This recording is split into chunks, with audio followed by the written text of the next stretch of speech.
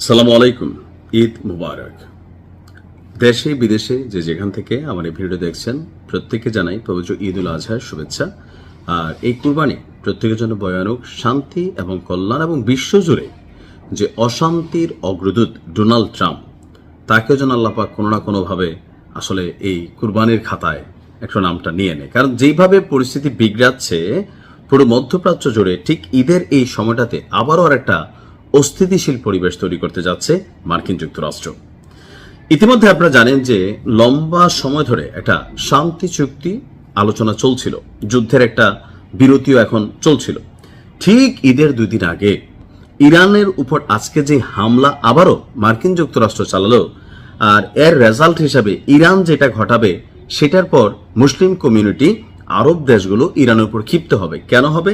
হামলা চালাইছে আমেরিকা, এখন ইরানের উপর আরবরা কেন ক্ষিপ্ত হবে? কারণ হচ্ছে যে ইরান এই হামলার জবাব দিবে দুবাইয়ে, ইরান এই হামলার জবাব দিবে কাতারে, ইরানি হামলার জবাব দিবে কুয়েতে, ইরানি হামলার জবাব দিবে হয়তোবা সৌদি সহ আরো বেশ কিছু রাষ্ট্রে। স্বাভাবিকভাবে ঈদের এই গুরুত্বপূর্ণ সময়ে ইরানের এমন হামলায় আরব রাষ্ট্রগুলো বা মুসলিম কমিউনিটি ইরানের প্রতি কিছুটা ক্ষুব্ধ হবে। কিন্তু মাস্টার প্ল্যানটা দেখেন।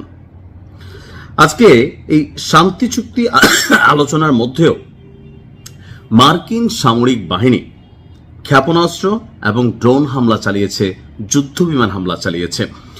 মার্কিন সামরিক বাহিনীর দাবি যে ইরানের যে ক্ষেপণাস্ত্র ঘাঁটিগুলো আছে সেগুলোতে এবং মাইন পেতে রাখার চেষ্টা করা যে নৌযানগুলো, অর্থাৎ আমি একটা নিউজ দিয়েছিলাম যে সমুদ্রের মধ্যে এক ধরনের ডলফিন ব্যবহার করছে ইরান। কিছু ড্রোন আছে, সামুদ্রিক ড্রোন, যেগুলো আপনার বড় যুদ্ধ জাহাজ অথবা ফ্রিগেট অথবা বিমানবাহী রণতরী এই ধরনের জাহাজগুলোকে বাধা দেওয়ার জন্য সমুদ্রের গভীরে বা মাঝ বরাবর বা অনেক সময় ফ্লোটিং লেভেলেও অর্থাৎ পানি লেভেলেও এক ধরনের মাইন পাতা হয়।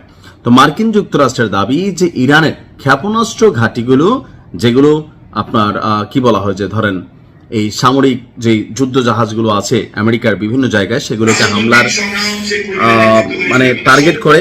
এর পাশাপাশি আপনার যেই ড্রোনগুলা অথবা বিভিন্ন ধরনের মাইন যেগুলো সামুদ্রিকভাবে কানেক্টেড, সেগুলো থেকে বিদেশগামী জাহাজ, বাণিজ্যিক জাহাজ, মার্কিন যুক্তরাষ্ট্রের যুদ্ধ জাহাজ, এগুলোকে রক্ষা করার জন্য তারা বাধ্য হয়ে সেলফ ডিফেন্সে অর্থাৎ আত্মরক্ষার্থে তারা এই অভিযান চালিয়েছে।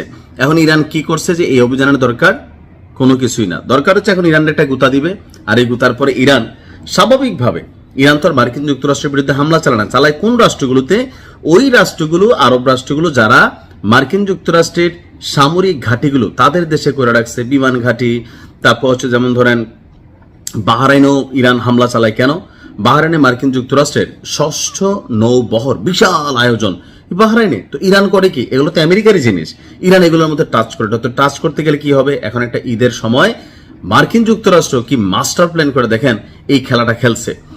ইরান বলছে যে আপনার আলোচনায় কিছুটা অগ্রগতি হলেও এই ধরনের অ্যাক্টিভিটিজের জন্য চুক্তি হওয়ার কোনো সম্ভাবনা নেই।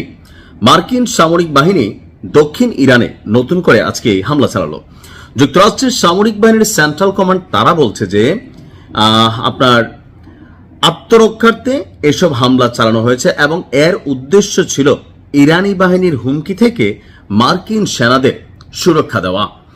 সেন্ট্রাল কমান্ডের মুখপাত্র ক্যাপ্টেন যিনি আছেন টিম হকিন্স, তিনি বলছেন যে যুদ্ধবিরতির মধ্যেও মার্কিন বাহিনী সংযম বজায় রেখে নিজেদের নিরাপত্তা নিশ্চিত করছে। অর্থাৎ আমরা মারলে আরো বেশি মারতে পারতাম, কম মারছি, সংযম, ধৈর্য, সাবার।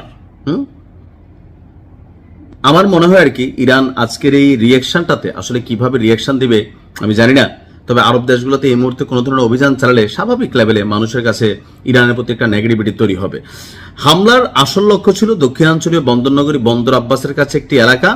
ওই এলাকায় ইরানের একটি নৌঘাঁটি রয়েছে এবং তা হরমুজ প্রণালীকে কন্ট্রোল করে। আর আমেরিকা টার্গেট কি?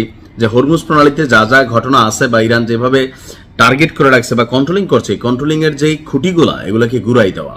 আর সেখান থেকে তারা টেকনিক্যালি যে বিশ্ববাসীর শান্তির জন্য, ব্যবসা বাণিজ্য রক্ষার জন্য এই হামলা চালাইছে বলে তাদের এই মন্তব্য। কিন্তু এখানে ফাইনালি হচ্ছে ইরানের সাথে আরব রাষ্ট্রগুলো মুসলিম কমিউনিটিকে লাগাই দেওয়ার জন্য এর চেয়ে উত্তম সময় নাই। এখন দেখা যাক ইরান কতটুকু সবর ধরে।